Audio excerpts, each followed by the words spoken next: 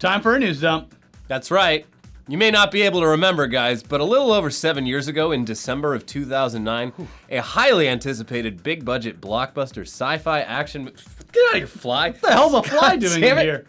We'll be on the news set next week, so it's fine. Jesus. Anyway, a highly anticipated big-budget blockbuster sci-fi action movie came out in theaters, and it blew everyone's minds with all its revolutionary 3D special effects, and it earned more money worldwide than any movie that had ever been released, a distinction that it still holds. It still got the record. The movie was called Avatar, and it also holds, it was a critical darling. It was nominated for 9 Academy Awards. It won 3 of them. It took home Best Picture Drama at the Golden Globes that year. Yeah, despite being a direct word-for-word copy of the movie Fern Gully. And Pocahontas. And Pocahontas. And Dances with Wolves. Yeah. And Last of the Mohicans. Also, Elliot just killed Tinkerbell. Beep. Let's bring her back to life.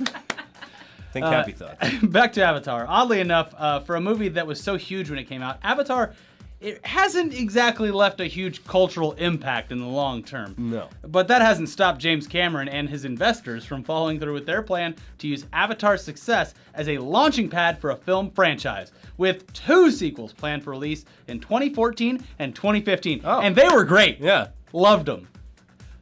Okay, that obviously didn't happen. But in the meantime, Cameron doubled down and announced that there wouldn't be just 2 coming out. There will be 3 coming out. 3 more Avatar sequels. The first one was obviously pushed to December 2017. What year is it right now again? 2017, this Christmas, we're getting an Avatar. All right, can't wait. Well, then Fox pushed the project back further, saying that the first sequel would not be ready by Christmas 2017. And then James Cameron announced that, hey, you know what? Now there's gonna be 4 Avatar sequels coming out, with the first one coming out in December of 2018. Fox obviously pushed it back because they saw the success of Logan and Deadpool, and they wanted to make Avatar rated R. Yeah. That's the obvious So, choice. December 2018, Got a little less than 2 years from now, we're getting Avatar 2.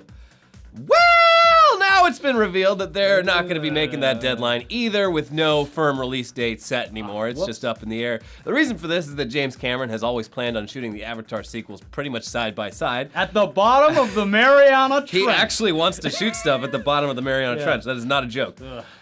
So at this point, with 4 movies, that means he's going to have to work nonstop on Avatar for at least 8 years once production begins, which is currently scheduled for this summer, but who knows? That probably will get delayed again. How old is he? He's like gotta in be his up there. 60s. Yeah.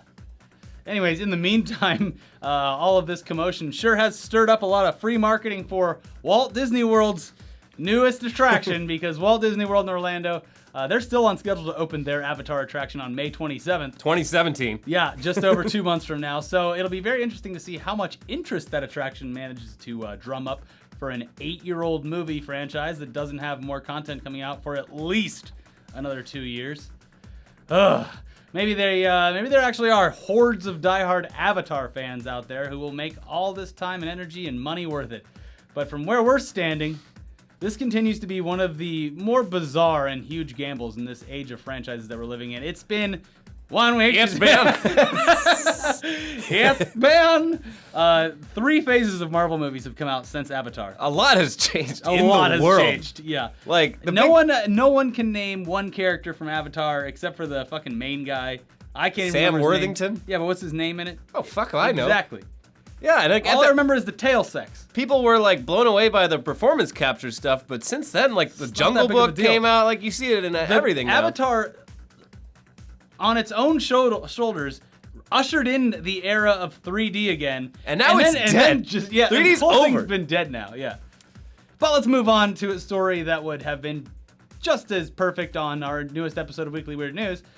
Our award show season here in the US ended last month with the Oscars. But over in Germany, this past week, they held their big, prestigious award show, the Golden Camera Awards, with loads of actual American stars in attendance that are up for these awards. They probably can't understand what people are saying. They got to wear those earpieces. Yeah, they got an earpiece in there. One of those Americans was Ryan Gosling for his role in La La Land. And sure enough, he received a trophy. He waltzed out onto stage to accept it using dance moves that he probably picked up while working on La La Land. Yeah, that's great. Something did seem a bit off, though, with Gosling looking a bit puffy and worn out. Wearing all that sausage over there. Yeah, all that sausage, all that beer. He's wearing a tux, didn't quite fit, a bit odd. He also gave his acceptance speech in clearly a German accent, saying, Good evening. I am Ryan Gosling. I'm Ryan Gosling. I dedicate this award to Yoko and Klaus. Thank you very much. As we say in Hamburg, bye-bye.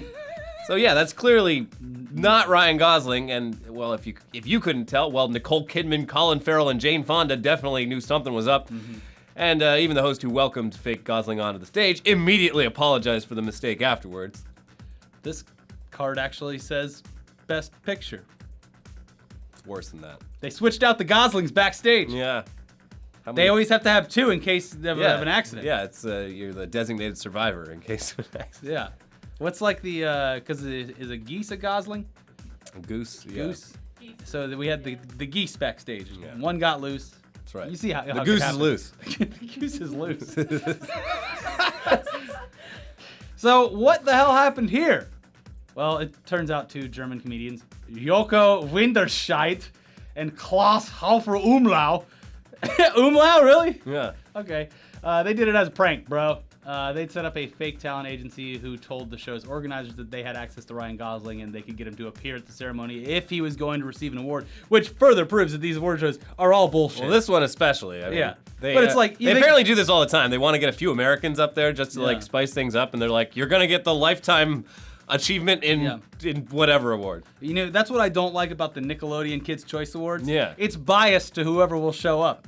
Well, They never give it to the person no one that wants actually... to see the lonely surfboard up there. No, that's the Teen Choice Award. Oh, what's you the- get the blimps, and then you get slime. Oh. The show did agree to let Ryan Gosling show up, and it was apparently literally that easy. They hired a guy named Ludwig Lahner with a passing resemblance to Gosling as their fake Gosling, and at the ceremony, his bodyguards, quote unquote, instructed everyone to keep their distance because he had a sore throat.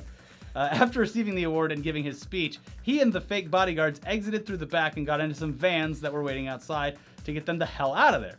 We aren't usually fans of pranks, but this is one of the best pranks of all time, and we're very happy that it happened. It's great. Yeah. It's great. Harmless. I don't, as far as I can tell, the real Ryan Gosling hasn't commented on it yet, but I think he would probably like it too. He liked the cereal thing. Yeah. Yeah. He has a good sense of humor. I think he does too. Anyway, on to the big trailers of the week. Last week, right after we filmed this, it came out that the theatrical release of Logan also contained a teaser for Deadpool 2, and it was later uploaded to Ryan Reynolds' YouTube page. And you know what? It's awesome, but you already knew that, because you went out and saw Logan in theaters last week, right? Yes. Wait, what? You haven't? No.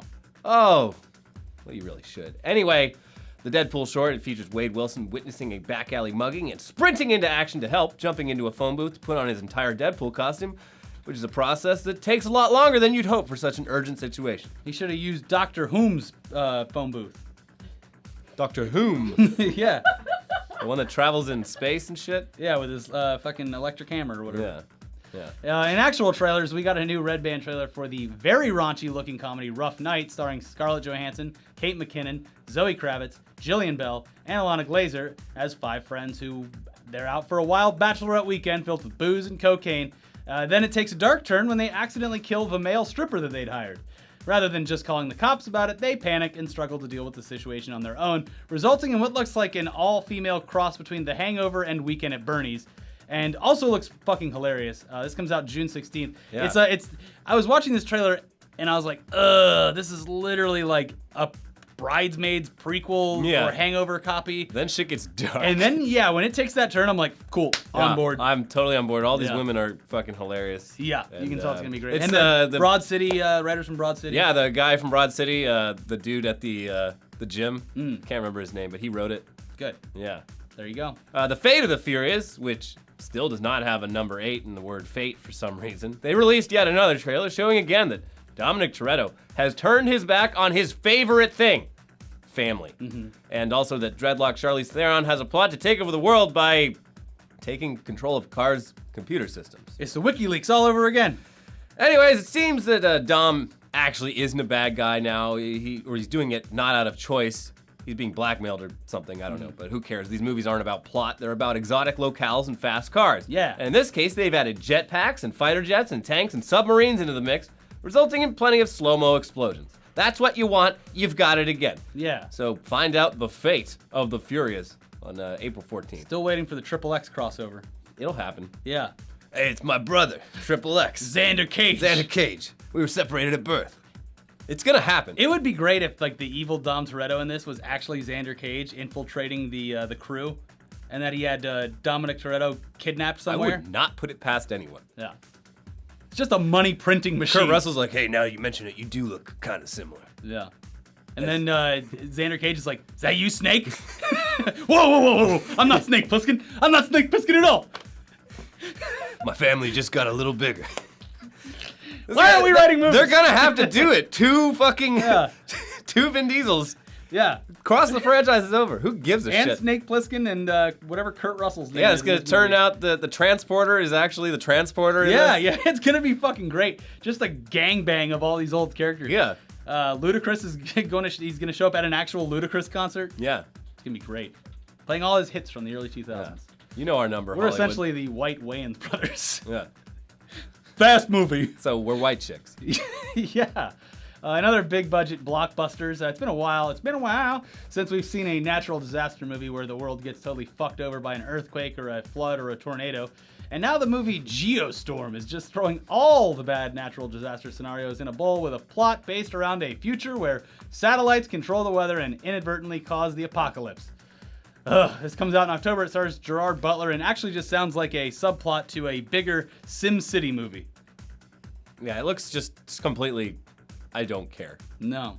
Roland Emmerich has beaten this horse to death. Yeah, I'll see it in 4D. Looks like a good 4D pick.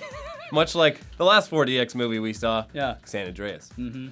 Unless lowest common denominator fair, there is a new trailer for The Void, which looks to be going for the classic 80s horror vibe with lots of creepy gore and violence.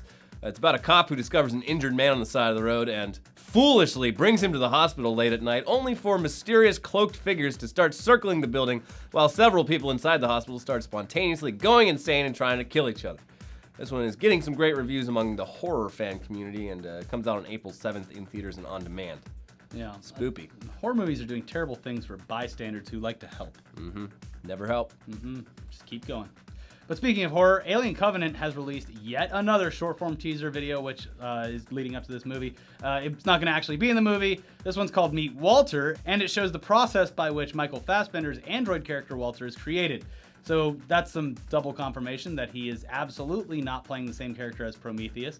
The video serves as sort of a creepy mock advertisement for the Walter bot, and also includes some weird product placement from AMD, which are apparently totally cool with putting their brand on a robot who is most likely going to have some sinister programming that will come out at some point in the movie. Yeah. Thanks, AMD.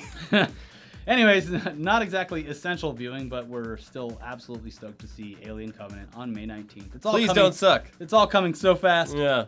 Anyways, please check out some of our other videos this week on Weekly Weird News. Pink shit is clogging up all the water, and politics around the world is crazy. And on Tech News Day, you can get a Fitbit for your dick, too. We finally made it. I don't know. Yeah. Whatever you want. Exactly. It's your world. Subscribe to our channel. Do it. Yeah. Please. We love you. Please. Bye. No podcast tomorrow.